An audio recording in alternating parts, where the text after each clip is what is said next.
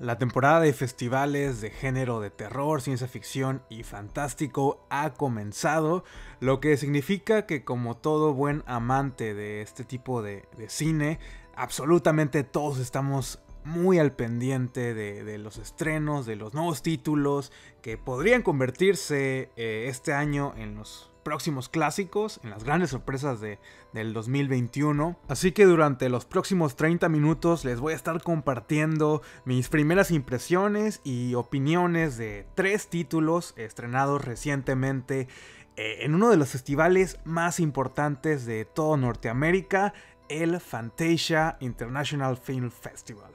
Así que quédense conmigo mientras les platico a detalle de esta primera experiencia en un festival de cine internacional. Esto es Planeta Terror Podcast y comenzamos.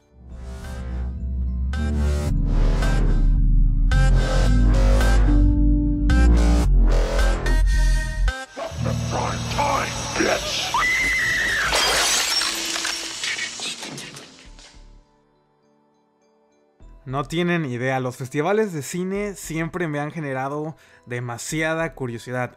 Año tras año soy testigo del impacto que tienen en la cultura cinematográfica y de esta función magnífica que nos permite descubrir a los nuevos talentos, a los nuevos creadores, nuevos directores, nuevos cineastas. Y estos festivales le dan difusión, le dan distribución a un cine más independiente al que no todos tenemos acceso o no teníamos acceso previo, y sobre todo porque es un espacio que celebra el arte del cine. Y cuando se trata de un festival que celebra y engrandece al género de terror, pues aún con mucha más razón nos genera estas altas expectativas, estos altos niveles de emoción. Y en mi caso yo crecí leyendo e investigando en internet estos circuitos de festivales de gran renombre como el de Sundance, el Cannes, el TIFF. Pero por otro lado también tenemos estos grandes e importantes festivales como Sitges, como el Toronto After Dark, el Macabro de México, que se especializan en dar difusión al género fantástico, al género de terror, horror, thriller, hasta la ciencia ficción, acción y aventura. Todas estas cintas que nos permiten escapar de nuestra realidad y transportarnos a mundos y a contextos que nos hacen hasta cuestionar nuestra propia relación con el mundo, ya sea de manera positiva o negativa, ya depende de cada quien. Son espacios que han proyectado un sinfín de mis películas favoritas y ahí estoy año tras año leyendo, informándome cuáles son los estrenos, qué está dando de qué hablar. Y si me siguen en las redes sociales, especialmente en Instagram, sabrán que estoy participando en la 25ª edición del Fantasia Film Festival, uno de los festivales más importantes de todo Norteamérica, que tiene su sede en la provincia de Quebec, en Canadá. Y creo que desde el 96 han dado una gran difusión al cine de género, cine asiático, el J-horror, al cine internacional, y regularmente estas cintas seleccionadas en pasadas ediciones logran una distribución aún más global. Y solo por mencionarles algunos ejemplos, creo que Fantasia fue el primer festival americano en proyectar Ringu, el aro o Ring, de Hideo Nakata en 1999. En el año 97 el festival sirvió para introducir a una mayor audiencia a este director siempre descabellado, siempre mostrándonos escenas perturbadoras, este trabajo del director Takashi Miike. Y más recientemente, en 2018, también se estrenó mundialmente la película que inició mi deseo por comenzar este proyecto, este podcast, Cam o Cuenta Bloqueada, que justo después de proyectarse en el festival fue adquirida por la plataforma de Netflix para su estreno global. Y aprovecho para invitarlos a escuchar ese episodio, aunque de antemano les pido disculpas por la falta de producción y algunos errores que son muy notorios. Pero se vale, fue el primer episodio y gracias a ese primer intento aquí seguimos 30 episodios después. Y ya por último les quería mencionar a algunos de los grandes personajes que han formado parte de su jurado en ediciones pasadas. Tenemos a directores como Loki McKee, uno de mis favoritos, Adam Green, el legendario John Carpenter, Guillermo del Toro, James Gunn, Darren Lynn Bousman de la saga del Juego del Miedo, y a personalidades como Tom Savini, como Tony Todd, Bill Moseley, entre muchos otros más. Así que no cabe duda que estamos ante un gran difusor, un gran espacio que reúne y celebra nuestra pasión por el cine de fantasía, de terror, de horror. Y para esta 25ª edición, como seguimos en tiempos de COVID, afortunadamente la plataforma es en línea. También se están haciendo screenings en la ciudad de Montreal, pero casi todo se está llevando a cabo por medios digitales y eso representa una muy gran oportunidad para personas que vivimos lejos de la ciudad poder participar en el festival. Además que las restricciones para viajar aún siguen muy limitadas. Y bueno, les platico a grandes rasgos. En la plataforma digital podemos encontrar la inmensa lista de toda la selección oficial del 2021. Algunos de los títulos van a estar disponibles del 5 al 25 de agosto. Algunos otros tienen fechas específicas de estreno y solamente estarán disponibles durante 24 horas. Y en general es una plataforma muy bien organizada. Puedes agregar títulos a tu lista, a tu watchlist. Y también tiene un buscador muy eficiente donde solo pones películas de terror y te aparecen únicamente los títulos, los cortos, englobados en ese género. Tienes la oportunidad de comprar tu entrada o ticket digital para una sola película, o en mi caso yo adquirí el pasaporte completo que me da acceso a todos los títulos. Y en general todo está perfecto, muy bien organizado, fácil de acceder y de entender, aunque mi único pero es que ninguna de las películas tiene la opción de subtítulos ni siquiera en inglés, y pues para alguien que tenga un nivel básico va a ser un poquito difícil de entender, sobre todo porque estamos hablando de cintas internacionales, entonces algunos acentos cambian, hay expresiones y frases que muchas veces no entendemos, al menos en mi caso, pero ese sería mi único pero. Así que sin más preámbulo vamos a comenzar con estas 3 recomendaciones que les traigo en el episodio de hoy. Comenzando con la primera película que vi justamente el primer día del festival, el 5 de agosto, y se trata de la cinta Broadcast Signal Intrusion, dirigida por Jacob Gentry y protagonizada por Harry Shum Jr., Kelly Mack y Steve Pringle. Y solo les quiero comentar que de las 3, esta fue la que más me gustó, la que más disfruté y que seguramente va a ocupar un puesto muy importante en mi top del 2021. La cinta se centra en el personaje de Harry Shum Jr., a quien seguramente lo identifican por su participación en series de televisión como Glee, Shadowhunters o en la comedia romántica Crazy Rich Asians. Shum Jr. interpreta a James, un solitario joven que trabaja como registrando transmisiones de televisión, pasándolas de formato VHS a DVD, ya que la película está situada en los años 90, si mal no recuerdo en el año 99. James se encuentra lidiando con la desaparición de su esposa y lo observamos teniendo estas pesadillas de los últimos minutos y últimos momentos que pasaron juntos. Además que también lo vemos asistir a estos grupos de autoayuda para superar y trabajar con su duelo. Y en uno de estos días de trabajo se topa con una transmisión ilegal captada en la televisión abierta. Una transmisión con imágenes muy bizarras, lo que despierta el interés de James. Y comienza todo este laberinto sin salida de dar con los responsables de dichas transmisiones, algo que ni el propio FBI ha logrado poder identificar.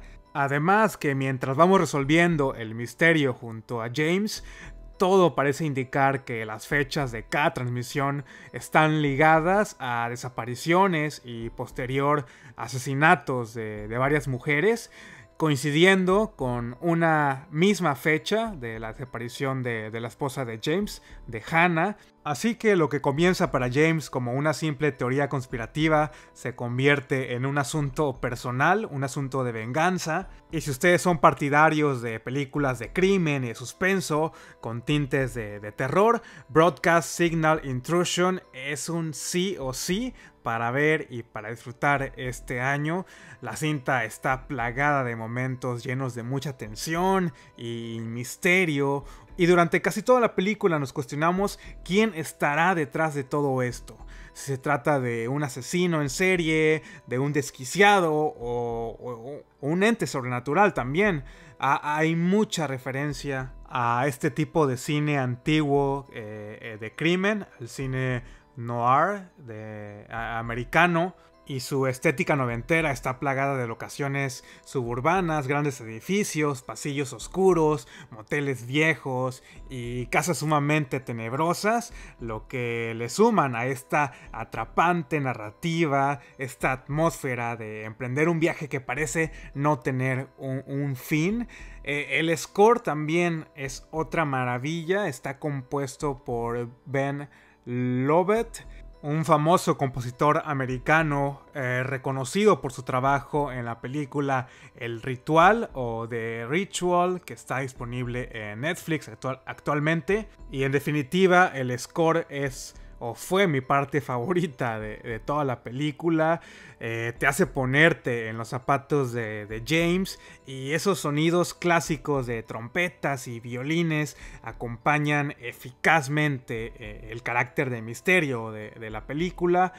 Y el terror visual, el terror de la cinta recae en estas transmisiones o pequeños fragmentos de video que tienen como una textura de VHS casero, imágenes con unas figuras robóticas como andróginas, unos rostros inexpresivos hechos con látex y pelucas de muy bajo presupuesto, pero con una pinta horrorosa.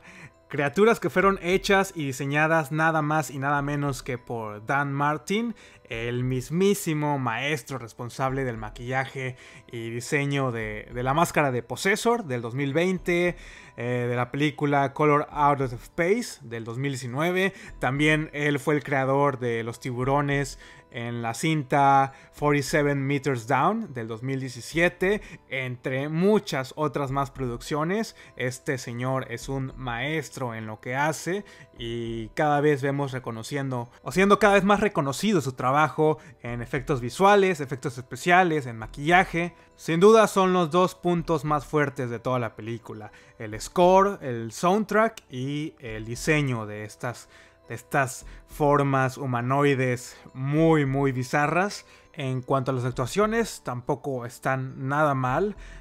Harry Shum Jr. hace un excelente trabajo como protagonista. En todo momento te sientes en conexión directa con lo que lo motiva a continuar, a resolver el misterio, esta paranoia del personaje que se va haciendo cada vez más evidente, y ese mismo trauma de haber perdido a su esposa y de no saber qué sucedió con ella le da ese empujón para resolver el acertijo, el enigma detrás de las transmisiones a toda costa, sin importar arriesgar su vida. El personaje tiene un muy buen desarrollo, propósitos, motivos, y al final de la cinta es un personaje completamente distinto del que fuimos introducidos en las escenas iniciales. Hay un gran elenco conformando el reparto secundario. Hay muchos personajes que nos sirven como red herrings, levantando todo tipo de sospechas. Hay poca sangre en pantalla, pero las pocas escenas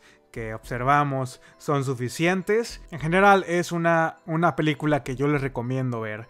No es un terror explícito, no es un terror lleno de jumpscares, pero sí es una historia que sí te llega a atrapar por completo. Y si bien hay algunos cabos que se quedan sueltos al final de la película, un par de preguntas sin respuestas, en mi humilde opinión es una de las mejores películas que he visto en lo que va del año. Y también considero lo que hizo mi experiencia aún más placentera fue el hecho de que no sabía nada de esta cinta. No había visto ni el tráiler, ni había leído la sinopsis, únicamente con el puro póster y darle play automáticamente porque me salía que era del género de terror. Fue como dije, vamos a darle oportunidad a esta cinta. Y pues vaya sorpresita de este festival, arrancando el festival con el pie derecho.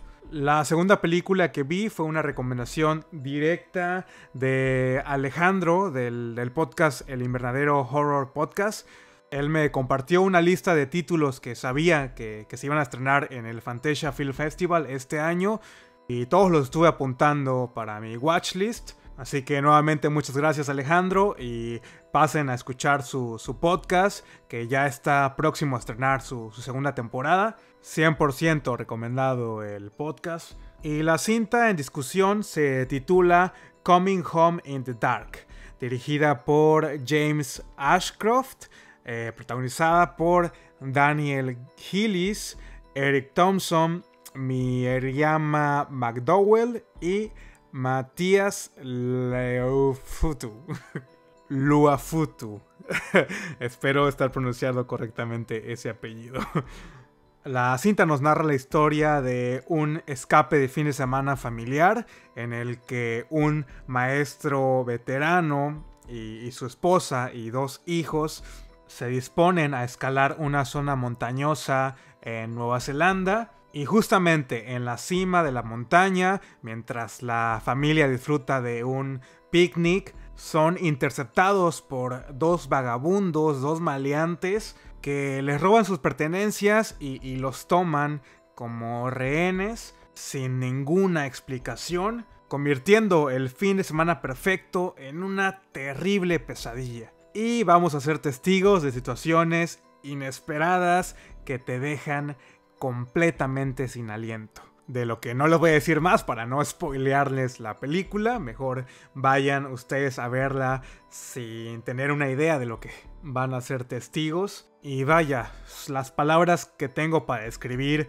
esta cinta es algo brutal, algo muy crudo, muy vil de ver. De cierta forma es una película algo enfermiza, pero en este caso sí vamos a encontrar esas respuestas al por qué. ¿Por qué esta familia? ¿Por qué les está sucediendo lo que les está sucediendo? Gran parte de la cinta toma una narrativa como de viaje de carretera, un viaje muy incómodo, muy desgarrador, en el que los miembros de esta familia se ven obligados a compartir el espacio con sus 2 captores, lo que de cierta manera viene a revolucionar y a darle un giro a estas cintas que se caracterizan por historias de venganza. Y junto con los personajes nos vemos sumergidos en una impotencia tremenda.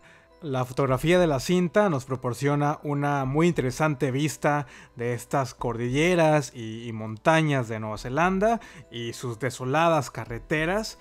La dirección fotográfica y las diversas tomas nos proporcionan una personalidad y un color muy distinto dependiendo el personaje que se encuentra enfocado, aportándole un sentimiento de ansiedad a toda la película.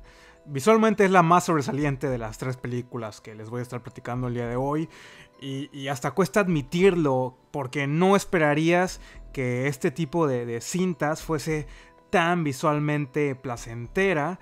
La iluminación es otro punto muy fuerte de la cinta, tanto en sus tomas exteriores como en las luces que iluminan a nuestros personajes cuando están dentro del carro, que le dan ese toque misterioso y tenebroso a los villanos de la película, la forma en la que se está iluminando a estos personajes y cómo las sombras que se hacen en sus rostros parece tener un propósito. En serio, que no es el tipo de películas que esperarías encontrar fuese tan hermosa.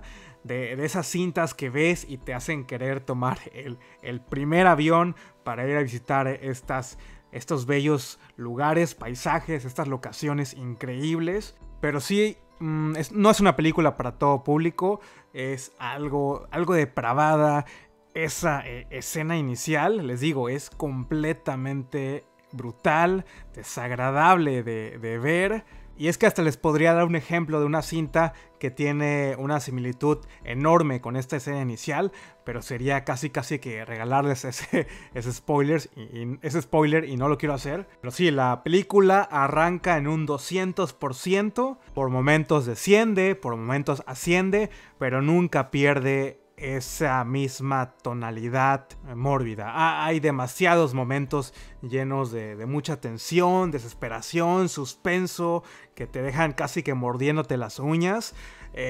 Yo creo que como espectadores somos testigos de uno de los peores y más crueles viajes de carretera que se han hecho en estos últimos años.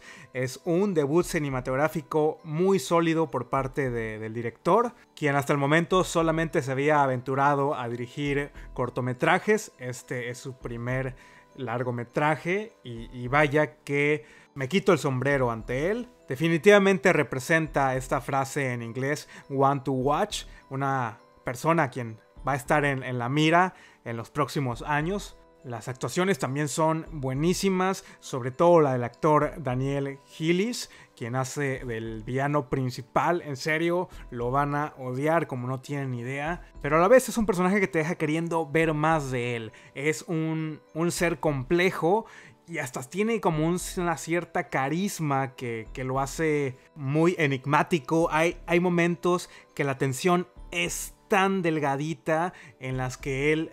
Simplemente el hecho de estar ahí presente, sin decir una palabra, te genera este miedo. Pero en su mirada hay algo más que solo o simple odio y simple venganza. Yo creo que es uno de mis villanos favoritos en lo que va del año. No sé, lo puedo comparar con el personaje que hace Javier Bardem en No Country for Old Men. Esos villanos que los amas y los odias al mismo tiempo. Así me pasó con el personaje de Daniel Gillis. Y yo creo que el marketing, el director y la producción lo sabe. Él es la verdadera estrella de la película y vale la pena verla por esa tremenda actuación y ese tremendo personaje.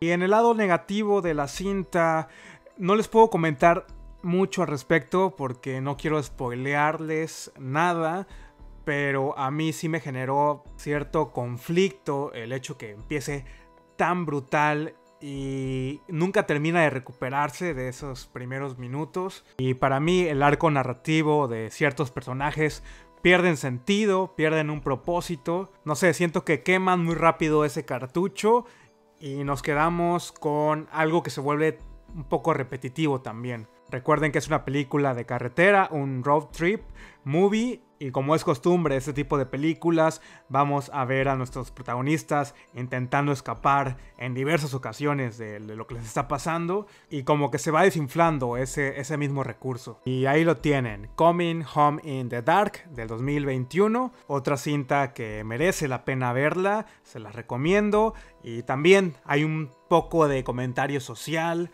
Hay un poco de representación, ya que los hijos y la esposa del protagonista tienen rasgos y nombres nativos, al igual que uno de los dos villanos, y hay una muy clara y evidente crítica al abuso de poder, al menosprecio de estas culturas, de estos nativos. Y habiendo dicho eso, nos pasamos a la última cinta que vi esta semana como parte del festival. Y de las tres, esta era la única que ya sabía de esta cinta. Había generado mucho hype en Sundance, creo que fue en Sundance. No sé si fue en Tribeca o en Sundance. Y de esta película sí vi el tráiler, sí vi el póster, imágenes promocionales, me puse a investigar qué actores salían, quién era el director, lo que fue poco a poco aumentando mis expectativas en cuanto a la película. Y vaya que fue una completa desilusión. Y la película en cuestión se llama Agnes, dirigida por Mickey Reese. Y para que se den una idea, les platico del tremendo reparto que tiene la cinta. Como su protagonista tenemos a Molly C. Quinn, tenemos a Sean Gunn, Hailey McFarland de la película El Conjuro. Sean Gunn es conocidísimo por la franquicia de Los Vengadores de Marvel y más recientemente lo podemos ver en El Escuadrón Suicida. Y en un papel secundario también tenemos a la actriz Rachel True de Jóvenes y Brujas.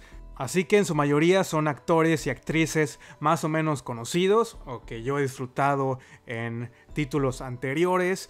Y esta película tiene un marketing erróneo. Inicia genéricamente como una cinta de exorcismo, pero con unos efectos visuales demasiado baratos y un maquillaje que deja mucho que desear. Agnes, una joven monja de este convento, es la que termina siendo poseída por un demonio y se convoca a un veterano padre y a uno de sus exalumnos a exorcizar a esta chica. Y la primera mitad de la película funciona, tenemos a personajes interesantes, la dinámica entre el padre y el exalumno es buenísima, ambos son dos muy buenos actores. El padre Donahue presenta alcoholismo, Benjamin, el exalumno, es todo lo contrario, es una persona que está ahí por voluntad propia. Y definitivamente hay conflicto entre ambos, el padre es escéptico y reconoce que la única razón por la cual lo mandaron a hacer ese trabajo es por jerarquía. Agnes y su mejor amiga Mary son dos chicas que están en ese convento por pura necesidad y sus propios demonios del pasado las siguen atormentando cuando ellas simplemente buscan ser felices, encontrar su propósito de vida. Y si bien la primera mitad tiene un par de buenos sustos y hasta momentos cómicos inesperados, la segunda mitad es una cinta completamente distinta. Nos enfocamos ahora en el personaje de Mary, de Molly C. Quinn, quien trata de llevar una vida normal después de lo que sucedió en el convento. Y la vamos a ver vivenciando situaciones incómodas, situaciones desfavorables para una chica joven que parece estar perdida en ese mundo. Y la cinta termina siendo un experimento total, sin pies ni cabeza. No hay conclusión a la primera parte, pero tampoco tenemos una conclusión a la vida de Mary. Y no digo que sea una mala película, una mala dirección, un guión incompetente, porque no lo es. Tiene muy buenos momentos en los que te sacan unas carcajadas de la nada. Y es esas películas que te la pasas pensando qué mierda estoy viendo, a dónde va a llegar esto. Y desafortunadamente para mí el terror es tan mínimo, en un que será 5 o 10%, que yo no consideraría esta película de terror, ni de suspenso, ni thriller, ni nada. Simplemente no es una película para mí, no es algo que yo disfrute frecuentemente. Y por momentos se los juro que parece que estamos viendo una parodia de una película de exorcismo. Destaco las actuaciones, todas son muy sobresalientes, incluso personajes que están en pantalla 5 o 10 minutos y no los vuelves a ver. Pero yo personalmente esta cinta a fanáticos del cine de terror, al cine de género, no se la recomendaría. Únicamente si, aparte de ser amante del cine de horror, te gusta el cine experimental, una tragicomedia que critica a la religión, pero que está disfrazada también de película de horror y de exorcismos. Ya dependerá de ustedes si le dan o no una oportunidad a Agnes. Y habiendo dicho eso, con eso cerramos el episodio de esta tarde, mañana o noche, dependiendo la hora que estés escuchándolo. Y me despido, ya saben, Yo no soy ningún crítico de cine especializado, simplemente soy un aficionado al cine de terror, entonces tomen estos comentarios como un pequeño granito de sal y los exhorto a que sigamos apoyando y descubriendo cine independiente, cine hecho por el simple amor al arte, sin pensar en una remuneración económica gigante. Y el Fantasia Film Festival continúa hasta final de mes, así que próximamente van a tener otro episodio donde les esté comentando de algunos otros títulos que voy a ver en estos días. Fue un gusto estar nuevamente con ustedes y gracias por escuchar hasta este punto del episodio. Me despido, mi nombre es Iván y no olviden seguir las redes sociales del podcast, dejarme algún comentario para saber yo que esto les está gustando. Y les agradezco muchísimo que el podcast siga manteniéndose en esos primeros lugares de Apple Podcast en México. Muchas gracias a todos mis paisanos. Y les mando un saludote a todas esas personas que me escuchan de Argentina, de España, de Venezuela, de Colombia, Estados Unidos, etc. Que tengan una muy excelente semana llena de terror. Nos escuchamos hasta la próxima. Bye.